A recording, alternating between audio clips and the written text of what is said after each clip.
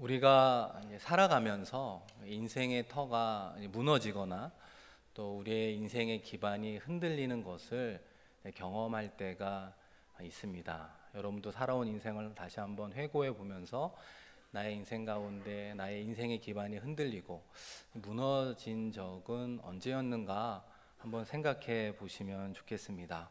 이 사업이 잘 되고 회사를 잘 운영하다가도 또 금전적인 재정적인 어려움이 생기거나 또 회사를 확장하는 가운데 뜻하지 않은 어려움으로 부도를 경험하게 될 때가 있다는 것이죠. 또 어떤 경우는 건강만큼은 내가 자신했었는데 어느 순간 건강에 적신호가 켜진다든지 이 뜻밖의 어떤 나쁜 소식을 접하게 되었을 때 생각보다 큰 충격을 받으며 모든 것을 잃어버린 것 같은 그런 상실감을 느낄 때도 있다는 것입니다. 또 우리가 살아가면서 가장 중요한 것이 인간관계라고 이야기할 수 있겠죠. 특별히 외국에서 살아가면서 내가 믿고 또 의지하고 신뢰했었는데 그런 관계가 깨질 때가 있잖아요. 그로 인해서 큰 상처를 받게 되었을 때 그 어떤 걸로 형언할 수 없는 큰 충격을 받았노라 고백할 수 있다는 것입니다. 이처럼 우리의 인생의 터가 무너지고 내가 붙잡고 있었던 그 기반이 흔들리게 될 때 우리는 무엇을 해야 될지 또 어디로 가야 될지 막막할 때가 있다는 것입니다. 그리고 다가오는 우리의 감정은 무섭고 두렵다라고 표현해 볼 수 있을 것입니다. 그런 의미에서 오늘 우리가 함께 읽은 시편 11편의 저자 다윗도 인생 가운데 드린 것처럼 인생의 터가 무너지는 그런 최악의 순간을 경험하게 되었습니다. 그럴 때 믿음으로 이겨 나간 이야기를 오늘 말씀을 통해 우리에게 교훈하고 있습니다. 특별히 우리가 함께 읽었던 그 시편 11편의 그 배경은 그 사무엘상 18장과 19장에 나오는 사건을 이제 배경으로 한다라고 이야기할 수 있는데요. 그 요약은 이런 겁니다. 하나님께서는 사울 왕을 버리시고 사실은 두 번째 왕 다윗을 삼으시겠다 결정하게 되었어요. 그래서 어린 소년 이제 다윗에게 사무엘이 찾아가 기름을 부어 주게 되었습니다. 그래서 하나님께서 너를 이스라엘의 왕으로 세우셨다 이렇게 이야기를 해 주었습니다. 소년 다윗의 입장에서는 좀 말도 안 되는 이야기처럼 듣게 되었지만 이내 그런 기회가 찾아오게 되는 것을 보게 됩니다. 이 이스라엘과 이제 블레셋이 전쟁을 하게 되잖아요. 그럴 때 우리가 잘 알고 있는 것처럼 이제 골리앗과 싸움에서 다윗이 승리하게 되면서 갑자기 이스라엘의 영웅으로 다윗이 등극하게 됩니다.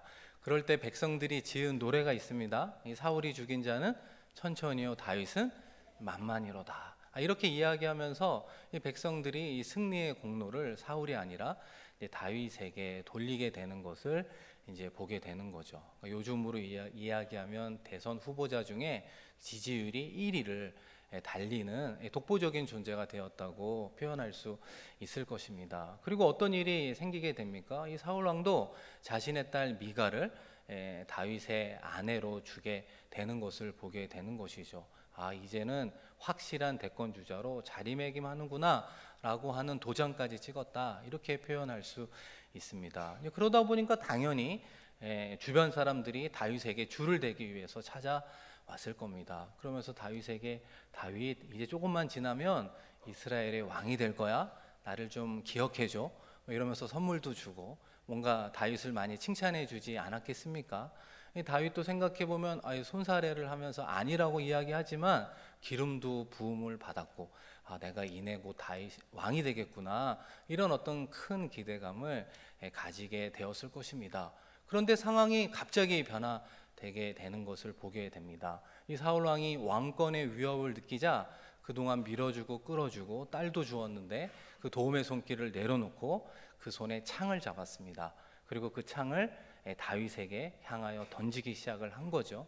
그것도 모자라서 추격대를 보내서 다윗의 생명을 끊으려고 하는 그런 추격대를 보내기 시작을 했습니다. 앞서 말씀드린 것처럼 차기 대권 주자로 가장 독보적인 다윗이었지만 하루아침에 사울 왕과 추격대의 정적이 되었던 것이죠. 이제 곧 왕이 될 거라고 하는 기대가 부풀어 올랐는데 그 기대가 와르르 순간적으로 무너지게 되었던 것입니다. 그런 삶의 자리를 경험하면서 또 그것을 이겨 나아가면서 쓴 것이 바로 오늘 시편 11편의 말씀이라고 이야기할 수 있는 것이죠. 그래서 그 다윗의 입장을 대표적으로 보여주는 말씀이 3절이라고 생각하는데요. 이 터가 무너지면 의인이 무엇을 하랴. 인생의 토대요, 근간요, 또 인생의 기반이라고 할 수 있는 그 터가 무너지고 흔들리면 의인이라고 해도 아무리 신앙생활을 잘하는 사람이라도 아무것도 할 수 없는 그런 상황에 처하게 되는 것입니다 라고 고백하면서 말씀을 이어가고 있는 것이죠. 그럴 때 우리가 어떻게 할 수 있습니까? 도망치는 것밖에는 없다라고 이야기하는 거예요. 도망치는 것이 살 길이다라고 이야기를 하는 것입니다. 사랑하는 성도 여러분, 여기에서 우리의 중요한 또 다른 시작이 될 수 있는데요. 어디로 도망가야 할 것인가? 우리가 이러한 어려운 상황을 직면하게 되었을 때 우리는 어디로 피신할 수 있겠습니까? 본문은 두 군데의 피난처를 이야기해 주고 있습니다. 우리 1절 말씀인데요. 우리 1절 말씀 한번 다 같이 읽어보겠습니다. 내가 여호와께 피하였거늘 너희가 내 영혼에게 새같이 내 산으로 도망하라 함은 어찌함인가? 1절 후반부에 보시면 너희가 내 영혼에게 새같이 내 산으로 도망하라 함은 어찌함인가? 이 첫 번째 피난처는 산이라고 표현하고 있는 거예요. 이 다윗의 입장에서는 사울의 추격대를 피할 수 있는 가장 현실적인 피난처가 바로 산이라고 많은 사람들이 조언해 주었다라는 것입니다. 산은 숨을 수 있는 공간도 많이 있고요. 또 전투가 발생한다 할지라도 높은 고지에서 방어하기가 쉽고 시간을 벌면 다윗이 또 다른 곳으로 도망칠 수 있기 때문에 이 많은 사람들이 다윗에게 충고한 것은 산으로 빨리 피해라 이렇게 이야기를 했다는 것입니다. 그러나 다윗은 함께 읽은 1절의 그 표현처럼 가장 합리적으로 가장 현실적으로 보이는 그 산으로 도망치지 않았다라고 표현하고 있습니다. 다윗이 우선적으로 피한 그 피난처는 바로 여호와 하나님이라고 표현하는 거예요. 그래서 여러분 1절 말씀이 어떻게 시작합니까? 내가 여호와께 이미 피하였다라고 고백하고 있는 것입니다. 다윗도 지형적으로 산이 유리하다라고 하는 것을 알고 있지만 우선적으로 그곳에 피신한 사람이 아니라 우선적으로 여호와 하나님께 피한 사람이라고 고백하고 있는 것입니다. 사울 왕과 추격대는 계속해서 다윗을 추격해 왔습니다. 그러나 하나님께서는 계속해서 다윗을 보호해 주셨습니다. 이 대표적으로 사무엘상 23장 14절에 그 부분이 나와 있어요. 우리 한번 같이 읽어보겠습니다. 다윗이 광야의 요새에도 있었고 사울이 매일 찾되 하나님이 그를 그의 손에 넘기지 아니하시니라. 사울이 어떻게 찾았다고요? 매일매일 그를 죽이려고 찾았으나 하나님이 다윗을 사울의 손에 넘기지 아니하였다. 성경은 증언하고 있는 것입니다. 하나님께서 다윗이 비록 도망자의 신세로 살아가지만 무엇을 깨닫게 해 주었습니까? 가장 안전한 곳이 바로 여호와 하나님의 품이구나. 하나님과 같은 피난처는 어디에도 없구나 라고 하는 것을 다윗이 깊이 체험하게 되었던 것입니다. 그런 하나님을 경험하면 경험할수록, 그런 하나님을 만나면 만날수록 다윗이 그런 하나님을 어떻게 일목요연하게 요약하고 있습니까? 우리 시편 18편 2절인데요. 우리 한 번 더 같이 읽어볼까요? 여호와는 나의 반석이시요 나의 요새시요 나를 건지시는 이시요 나의 하나님이시요 내가 그 안에 피할 나의 바위시요 나의 방패시요 나의 구원의 뿌리시요 나의 산성이시로다. 아멘. 이 고백이 다윗의 고백을 넘어 우리의 고백이 되기를 소원합니다. 그런 믿음의 삶을 다윗이 살아가게 되었다는 거예요. 어려움은 계속해서 이어졌지만 그 어려운 순간순간 나의 영원한 피난처가 되어주시는 분은 여호와 하나님 한 분뿐입니다 라고 하는 것을 다윗이 깊이 체험하게 되었던 것이고 그의 남은 인생은 하나님께 맡기겠습니다 라고 고백하기에 이르렀습니다. 사랑하는 성도 여러분, 살아가다 보면 뜻하지 않는 어려움을 통해 우리의 인생의 터가 무너지고 우리의 기반이 흔들리는 그런 때가 있을 때, 정말 아무것도 할 수 없는 상황이 될 때, 정말 어디로 가야 될지 알 수 없는 그런 상황에 직면하게 되었을 때, 우리도 다윗처럼 여호와 하나님께로 피하기를 소망합니다. 하나님께서 우리의 유일한 피난처가 되어 주실 줄로 믿습니다. 하나님께서 그 도움의 손, 그 구원의 손길을 어디서 준비하고 있다고 이야기합니까? 본문 4절 말씀 한번 같이 읽어보겠습니다. 여호와께서는 그의 성전에 계시고 여호와의 보좌는 하늘에 있으며 그의 눈이 인생을 통촉하시고 그의 안목이 그들을 감찰하시도다. 여호와께서는 그의 성전에 계신다라고 이야기하며 우리를 위로하고 있어요. 하나님께서는 하늘 보좌에만 계시지 않고 이 땅의 성전에 계시는 이유가 어디에 있습니까? 바로 연약한 우리를 지키시고 보호하기 위함이라는 것이죠. 우리에게 도움의 손길, 위로의 손길, 구원의 손길을 내밀어 주시기 위함이라는 거예요. 너의 인생의 터가 무너졌느냐? 어디로 피할지 몰라 망설이고 있느냐? 무엇을 해야 할지 몰라 서성이느냐? 다 내게로 오라는 것입니다. 와서 구원의 손을 붙잡으라는 거예요. 성전에 와서 여호와의 구원의 손을 잡고 다시 한번 삶의 자리에서 일어나라. 하나님께서 우리에게 약속으로 위로하고 있는 것입니다.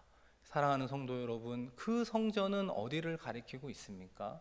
이 장소적인 의미를 뜻한다면 우리는 예루살렘 성전에 가서 예배를 드려야 하지 않겠습니까? 그러나 성전은 그것을 이야기하는 것이 아니라 하나님께 예배하는 곳, 하나님의 백성들이 하나님을 만나기 위해 오는 곳, 특별히 터가 무너져 두려워하는 사람들이 오직 피할 곳은 여호와 하나님의 품밖에 없음을 알고 무릎을 꿇고 하나님의 은혜를 구하는 곳이라고 말할 수 있는 것이죠. 그런 면에서 하나님께 예배하는 이 시간, 이 자리가 여호와의 은혜의 성전이 되기를 소망합니다. 사랑하는 성도 여러분, 우리가 예배하는 이곳에서 하나님의 위로와 도움의 손길, 그리고 구원의 은혜를 누리며 나아가는 우리 모두가 되기를 주님의 이름으로 축원합니다. 지금까지 우리의 인생의 터가 무너질 때 이 다윗을 통한 신앙의 일종의 솔루션을 이야기했다면, 이 본문 말씀은 한 가지 우리에게 더 이야기하는 것이 있습니다. 그렇다면 남은 인생을 어떻게 살아갈 때 우리의 인생의 터가 무너지지 않는, 예방하며 살아갈 수 있는 신앙의 지혜가 있을 수 있을까? 왜 다윗은 계속해서 여호와 하나님이 나의 유일한 피난처가 되어 주신다라고 고백하고 있을까? 오늘 본문은 그것을 다시 한번 우리에게 새로운 각도로 말씀해 주고 있습니다. 이 사랑하는 성도 여러분, 이 땅의 터가 무너져 내릴 때 이 가장 안전한 곳은 상대적으로 어디일까요? 이 땅의 터가 무너지고 지진이 나서 모든 것을 삼킬 때 안전한 곳은 대조적으로 하늘밖에 없음을 보게 됩니다. 우리가 몇 년 전에도 부산 일대에 4.7의 지진이 있었던 경험을 여러분도 알고 있었을 겁니다. 제가 그 부산에서 목회하는 목사님과 통화를 하면서 혹시 지진의 피해가 있는지 한번 물어보게 되었습니다. 그래서 목사님 뭐라고 이야기하냐면 본인이 아파트에 있을 때 그 지진이 일어났다는 겁니다. 순간 지진이구나 라는 생각과 함께 계단으로 내려와서 피신한 적이 있었다는 거죠. 그러면서 나중에 모든 것이 끝나고 집으로 돌아갔을 때 책장에 책이 다 떨어지고 찻잔에 있는 물건들이 다 떨어져 깨졌던 그런 경험을 이야기하면서 이 지진이 가져다주는 공포와 두려움이 생각보다 크다라고 이야기를 하셨습니다. 그러면서 덧붙이는 이야기가 그런 지진을 경험한 그 다음 날 새벽 기도에 성도들이 많이 왔다라는 사실입니다. 이 지진으로 모든 것이 흔들리니까 하나님께 기도하는 성도들의 수가 늘어났던 것입니다. 오늘 말씀은 우리로 하여금 이 땅의 터를 의지하며 살아가는 것이 아니라 이 하늘의 하나님을 우리의 새로운 터로 여기며 살아가는 삶의 전환을 우리에게 촉구하고 있다는 것입니다. 그래서 오늘 시편 11편 말씀에는 계속해서 이 하늘과 이 땅의 터가 대조되고 있다라고 하는 것을 강조하고 있는 거예요. 하늘은 여호와의 보좌가 있습니다. 여호와 하나님은 하늘에 계십니다라고 계속해서 이야기를 합니다. 그러나 터는 이 땅에 속한 거예요. 우리가 밟고 살아갈 때는 안전해 보이지만 지진이 나고 그 터가 무너질 때는 그 어느 곳보다도 안전하지 않는 곳이다라고 하는 것을 계속해서 비교하고 대조하고 있는 것입니다. 우리가 한번 생각해 본다면 우리는 이 땅을 밟고 살아가고 있습니다. 그 위에 인생의 토대를 쌓아가고 있잖아요. 우리 옛말에 신토부리라는 말 있잖아요. 우리의 몸과 땅은 두 개가 아니다, 하나다라고 이야기하는 거죠. 땅에서 난 소산물을 먹어야 체질적으로 가장 잘 맞는다. 땅과 우리는 하나다라고 이야기하는 우리의 어떤 삶의 전통으로부터 시작하여 우리는 그 땅 위에서 우리의 인생의 토대를 쌓으며 살아가고 있다는 것이죠. 그러면서 이 땅에 나만의 탑을 쌓아가고 있는 것입니다. 그 탑을 쌓아가면서 필요한 것이 나의 능력이라고 생각해요. 나의 경험이라고 생각해요. 나의 인맥이라고 생각을 하는 겁니다. 나의 물질이라고 생각하는 것입니다. 그러면서 그런 것들을 우리가 의지하며 살아가고 있다는 것이죠. 세상에서 말하는 그런 것들이 나의 인생의 실제적인 터로 우리는 알게 모르게 의지하며 살아가고 있다는 것이에요. 내 인생의 구체적인 기반이 무엇입니까? 라고 이야기할 때 앞서 말씀드린 모든 것들이 실제로는 내가 움켜잡고 붙잡고 살아가고 있는 이 땅의 모습이라고 성경은 우리에게 말하고 있다는 것입니다. 우리는 사실 하나님을 믿습니다. 하나님을 신뢰한다고, 하나님을 의지합니다라고 고백하고 있지만 실제로는 하나님보다도 세상에서 말하는 성공의 기준에 충족시켜 주는 것을 우리의 인생의 실제적인 터로, 우리의 인생의 구체적인 기반으로 우리는 삼으며 살아가고 있다는 거예요. 그래서 하나님께서 우리의 인생의 터를 흔들흔들 거리는 경험을 허락하시는 거예요. 그것이 힘들고 아프고 괴롭고 정말 인생이 끝나는 것과 같은 그런 마음의 상실감과 아픔이 있을지라도 하나님께서는 그것을 의지하는 인생은 잘못되었다라고 하는 것을 깨닫게 하기 위해서 때로는 우리가 공을 들여 쌓아놓은 탑이 무너질 정도로 우리의 인생의 터가 무너지는 것을 허락하신다라고 표현할 수 있는 것이죠. 이 부분을 좀 더 쉽게 예수님께서 신약 말씀을 통해 해주신 비유의 이야기가 있습니다. 그것이 바로 인생의 터를 땅 위에 토대를 쌓으며 살아가는 인생은 모래 위에 지은 집과 같다라고 표현한 것이 바로 그것입니다. 여러분, 이 모래 위에 집을 짓는 것이 왜 편한가? 이 모래라고 하는 곳에는 주춧돌을 놓기가 참 쉽거든요. 2, 3m 깊이 들어갈 필요도 없이 50cm만 이렇게 깊이 파면 충분히 들어갈 수 있습니다. 그렇기 때문에 빨리 내가 원하는 화려하고 거창하고 높은 집들을 우리는 쌓으며 올라가는 우리의 인생을 빗대어 설명하고 있는 것입니다. 그러나 비가 오고 바람이 불고 그러면 순식간에 무너져 버린다는 거예요. 왜 그러냐면 그 기반이 부실한 모래이기 때문이라는 거예요. 그런데 우리가 그것을 자꾸만 잊어버리고 반복적으로 우리는 그 모래 위에 우리의 집을 지으며 살아가는 어리석음을 범하고 있다고 예수님이 이야기하는 것이죠. 사랑하는 성도 여러분, 하나님은 우리가 모래와 같은 불안정한 세상의 터 위에 우리의 인생을 세워가는 것을 원하지 않는다는 거예요. 우리가 이것을 분명히 기억해야 하는 것입니다.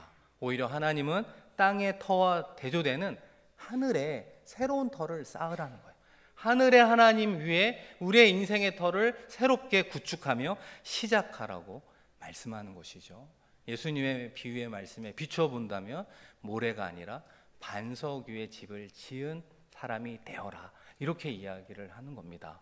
이 반석이라고 하는 단어는 사실 기본적인 의미는 평평한 돌을, 바위를 반석이라고 이야기하는 거예요. 그런데 예수님의 비유의 말씀에 나오는 반석은 그런 의미보다는 이 절벽 위 안전한 곳이 예수님이 말한 반석이라고 이야기할 수 있죠. 비가 와도 바람이 불어도 홍수가 나도 안전한 지대, 그 절벽 위에 집을 짓는 것이 지혜롭다라고 이야기하는 거예요.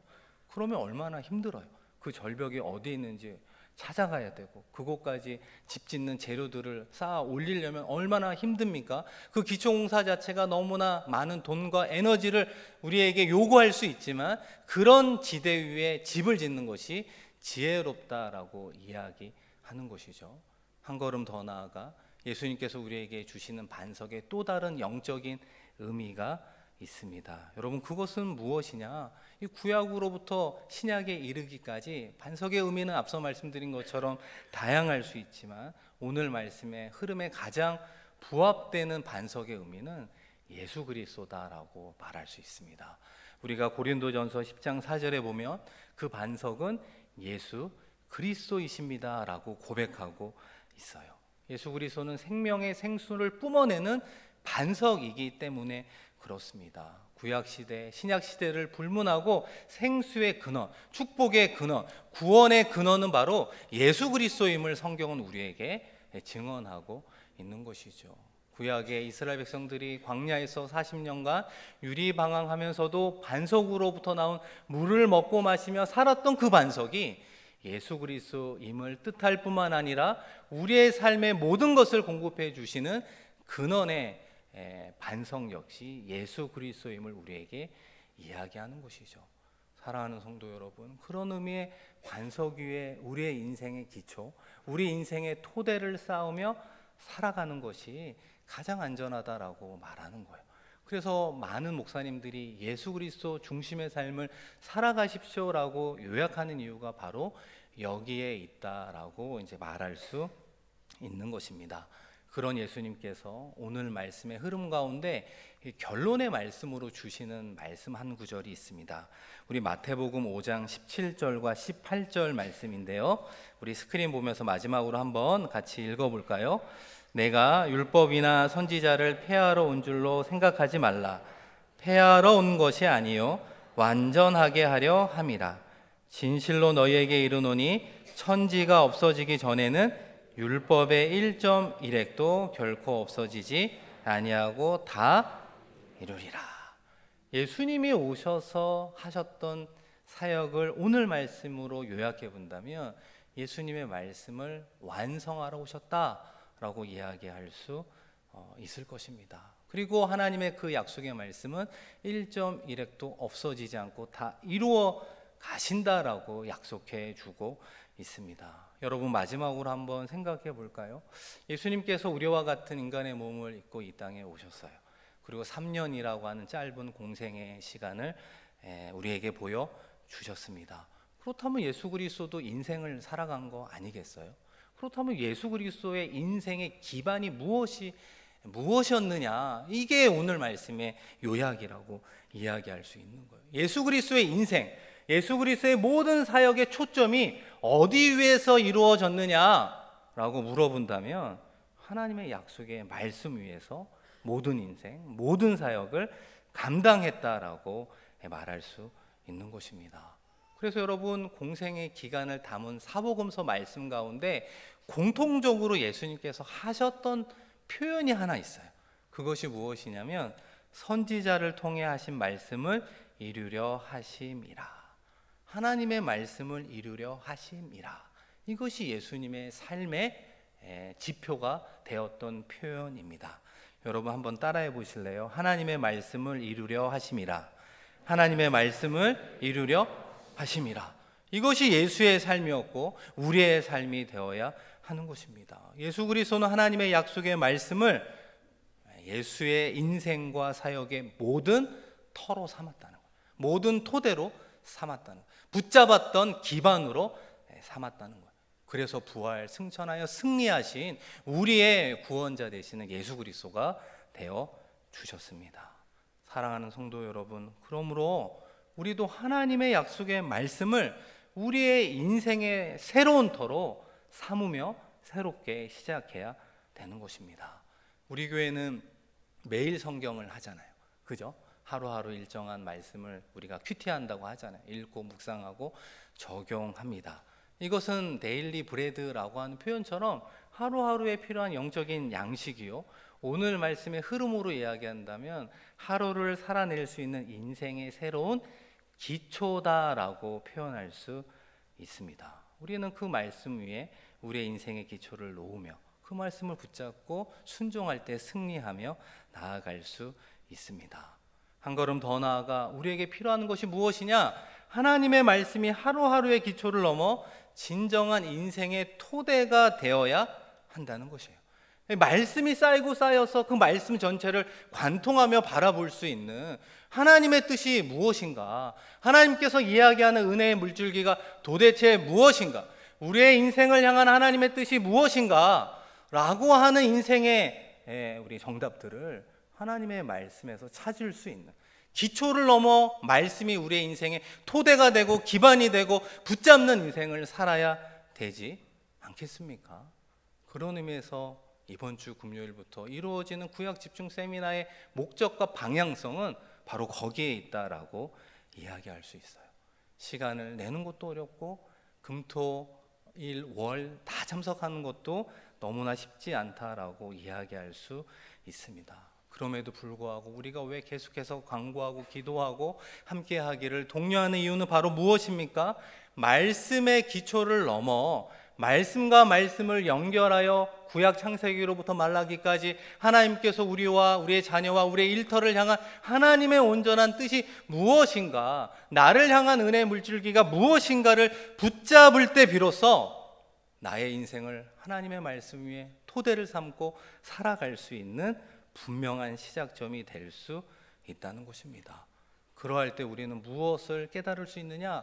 어떤 피드백을 우리가 받을 수 있느냐? 하나님께서 왜 이곳에 우리를 불러주신 소명의 분명한 하나님의 부르심을 알 수 있다는 것입니다. 우리의 자녀들을 이곳에서 멋지게 키워가지만 우리 자녀의 인생관, 우리 자녀의 교육관이 무엇인지 우리는 그 말씀을 통해 깨달을 수가 있다는 것입니다. 우리의 일터와 직장과 사업장에서 열심히 일하며 우리는 물질을 추구하며 살아가지만 그곳에 담긴 하나님의 사명의 어떠함을 우리는 말씀을 통해 분명히 깨달을 수 있다라는 것입니다. 그러할 때 하나님의 약속의 말씀이 내가 붙잡는 기반이 될 수 있고 내 인생을 쌓아가는 토대가 될 수 있고 내 인생의 새로운 터가 될 수 있는 것입니다. 바라기는 여러분의 인생의 새로운 터가요, 지금까지 혹시라도 붙잡던 세상의 성공의 기준이 아니기를 소망합니다. 다시 한번 하나님의 말씀을 내 인생의 유일한 터요, 토대로, 기반으로 여기며 살아가는 여러분이 되시면 좋겠습니다. 그리고 그 삶이 가장 복되고 가장 은혜 넘치고 가장 축복된 삶임을 믿으며 또 승리하는 우리 모두가 되기를 주님의 이름으로 간절히 축원드립니다. 함께 찬양하겠습니다. 아무것도 두려워 말라.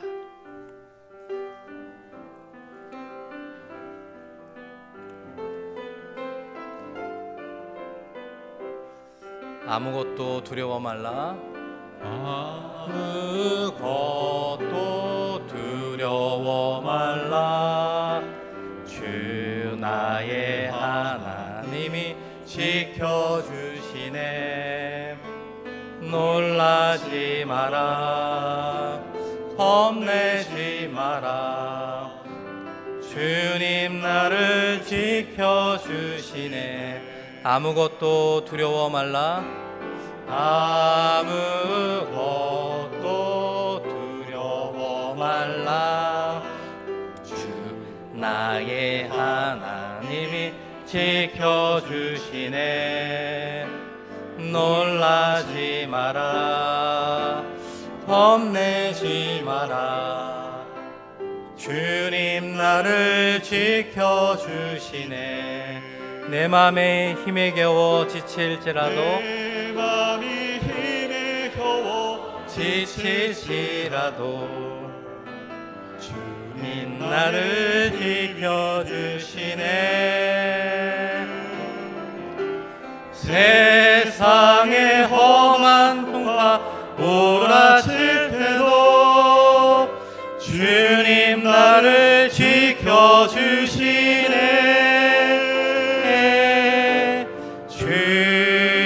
주님은 나의 산소, 주님은 나의 요새,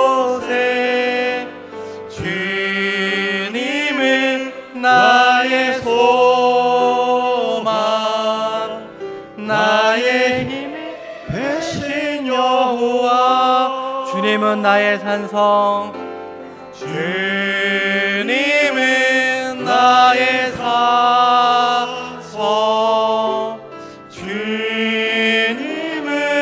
나의 요새 주님은 나의 소망 나의 힘 되신 여호와. 이 시간 함께 나눈 말씀과 함께 찬양했던 찬양의 가사를 기억하며 다시 한번 결단하며 기도하는 시간이 되었으면 좋겠습니다. 사랑하는 성도 여러분, 우리가 진정으로 삼았던 나의 인생의 터는 무엇인가요? 진실로 하나님 한 분만을 나의 터로 삼으며 살아가셨습니까? 아니면 나의 능력과 경험과 물질과 인맥, 보이는 세상의 것을 진실로 나의 기반으로 삼고 살아가지는 않았습니까? 이 시간 우리 모두가 결단하며 나아가기를 바랍니다. 하늘의 하나님 위에 나의 인생을 새롭게 구축해 보겠습니다. 하나님의 말씀을 이루는 삶을 내 인생의 토대로 삼겠습니다. 예수 그리스도 나의 구원자 되신 주님, 나와 함께하여 주셔서 주님이 나의 산성, 나의 요새, 나의 바위가 되어 주시옵소서. 이 시간 주여 한번 부르고 하나님께 기도하며 나아가겠습니다. 주여, 하나님 아버지, 이 시간 우리의 발걸음을 주의 전에 불러주시니 고맙고 감사합니다. 세상의 삶의 자리 속에 우리의 마음이 힘들고 어려울 때가 너무나 많이 있었음을 고백합니다. 내 마음에 힘이 겨워 지치고 세상의 험한 풍파 몰아쳐 내 마음에 상실되고 눈물 흘렸던 연약한 우리들을 이 시간 이 자리에 불러주셨사오니 오늘의 예배를 통해서 우리의 구원자 되신 하나님을 만나게 하여 주옵소서. 우리를 향하여 구원의 도움의 손길을 내밀어 주시옵소서.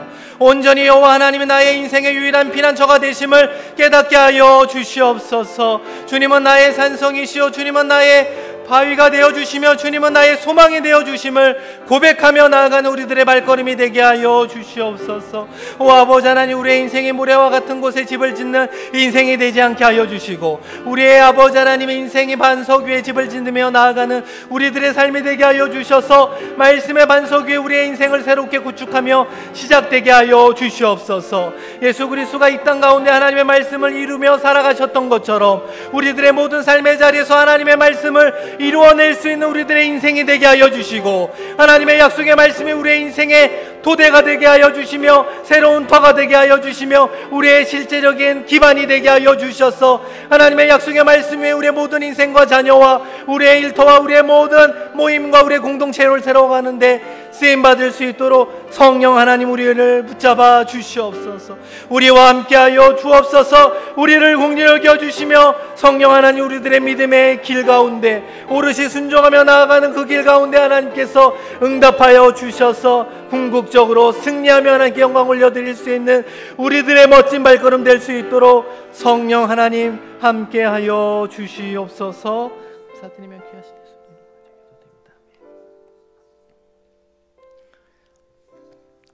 하나님 아버지, 우리의 인생 가운데 터가 무너지는 것과 같은 너무나 우리의 힘으로 감당하기 어려운 일들이 있을 때가 있음을 고백합니다. 우리를 긍휼히 여겨주시고 우리에게 도움의 손길, 위로의 손길, 무엇보다도 구원의 손길을 내밀어 주시옵소서. 우리의 인생의 터가 무너진 바로 그곳에서 현실적인 도피처를 찾는 것이 아니라 우선적으로 하나님께 피할 수 있는 지혜와 큰 믿음을 더하여 주시옵소서. 주님을 찾는 그곳에 하나님의 예비하신 구원의 손길이 있음을 믿습니다. 그 하나님을 깊이 체험하며 승리하는 우리 모두가 되게 하여 주시옵소서. 하나님 아버지, 우리의 인생이 변화하는 이 땅 가운데, 이 세상 가운데 우리의 인생의 터를 삼지 말게 하시고 불변하시는 하나님의 약속의 말씀 위에 우리의 인생의 터를 삼으며 우리의 인생의 토대를 삼으며 나아가 승리하게 하여 주시옵소서. 감사드리며 귀하신 예수 그리스도의 이름으로 축복하며 기도드립니다. 아멘.